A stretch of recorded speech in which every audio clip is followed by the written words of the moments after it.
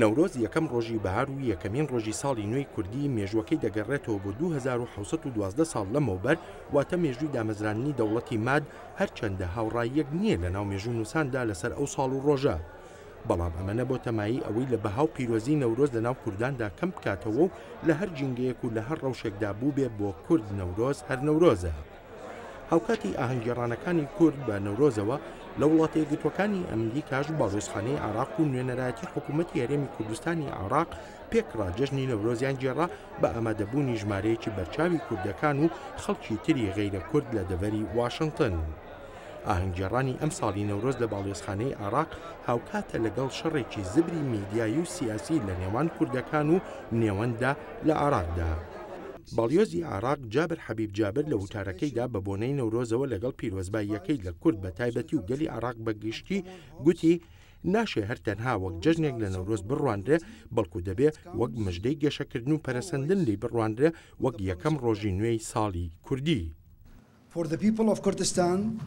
دەڵێت بۆ گەلی کوردستان ئەم بۆنەیە واتە نەورۆز یادەوەری خەباتی درێژخایانی کورد لەگەڵ خۆیدا دێنێ، واتە ئەو خەباتەی بۆ ناسنامە و بۆ ئازادی کردویانە.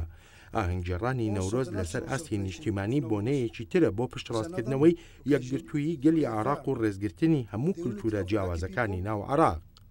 قوبات تاالبانی نوێنەری حکوومەتی هەرێمی کوردستانی عێراق لە وڵاتە یەکگرتووەکانی ئەمریکا دەڵێ ئەم بۆنەگێڕانە لە ناو باڵێزخانەی عێراقدا گرنگی خۆی هەیە.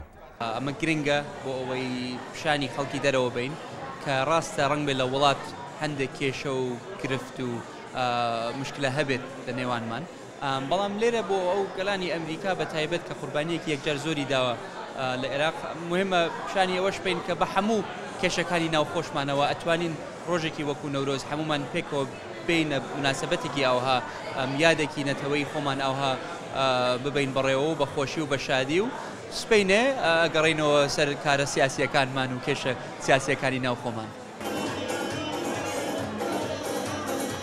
ئەمڕۆ ڕۆژێکی زۆر خۆشە کە هەموو ڕەوەندە کوردەکان کۆبوونەتەوە لە واشنگتن کە ڕۆژی نەورۆزە، هیوادارین هەموو ساڵێ ئەم ڕۆژە دووپات بێتەوە. زۆر زۆر دڵم خۆشە بەم ڕۆژە، پیرۆزبایی لە هەموو گەری کوردەکەم، پیرۆزباری لە ماڵەکەمەکەم بە تایبەتی لە دایکم. زۆر سپاس. ئەمڕۆکە بێتاتینە باڵۆزخانە عێراقێ بۆ بیر هاتنەوە جەژنە نەورۆزێ، ئەم گەلک کەیفۆمەیە پێهاتی و گەلک تشتێکی تازەیە و ڕێکە خۆدایە گەلک کەیف خۆشە و جەژنە نەورۆزێ نکمە بخۆ گەلک جەژنێکی پیرۆزە و گەلک پێ سەرفرازی جەژنە نەورۆزێ وجاس پیرۆزبایی هەمی میلەتێ کوردت کەم بە بۆنەی نەورۆز و سەری ساڵی کوردی 2712 پڕ بەدڵ پیرۆزبایی لە هەموو ئەو نەتەوانەی کە نەورۆزیان هەیە پیرۆزبایان لێ دەکەم بە تایبەت نەتەوەی کورد کە وەک هێمایەک وایە بۆ نەتەوەی کورد، وەک جێژنێکی نەتەوەیی وایە نەورۆز لە لای کوردان ینی سەرهەڵدان ینی بەرخودان ینی سەرکەوتن بەسەر زوڵم و زۆریدا، هەر بەو پێە پیرۆزبایی دەکەم لە نەتەوەکەم و جارێکی دیکەوە هیوادارم ساڵی تازە بێتە ساڵی سەرکەوتنی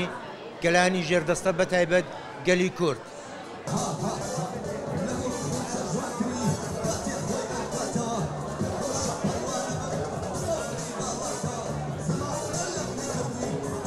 خۆشەویستانم بۆ کورد بەگشتی و بە تایبەتیش بۆ کوردی عێراق مانگی سێ پڕە لە یادەوەری ڕاپەڕینی ساڵی 1991 لە بەهاری ئەم ساڵدا و لە مانگی سێدا کیمیابارانکردنی هەڵەبجە لە ڕۆژی 16 سێی ساڵی 1970دا هەروەهاش یادی نەورۆز و بە دواشیاندا یادی کۆڕەوەکەیە کە لە ساڵی 1991دا پاش گەڕانەوەی لەشکری سەدام حسین بۆ ناو شار و شارۆچکەکانی کوردستان گەلی کورد لە کوردستانی عێراقدا کۆڕەوێکی گشتی دەست پێ کرد. شایانی باسە ئەمە یەکەمین جارە لە وەتای ڕووخانی ڕژێمەکەی سەدام حسینەوە لە باڵیۆزخانەی عێراقدا یادی نەورۆز بکرێتەوە. نەورۆزتان پیرۆز، بەڵێن ساڵح بەشی کوردی دەنگی ئەمریکا.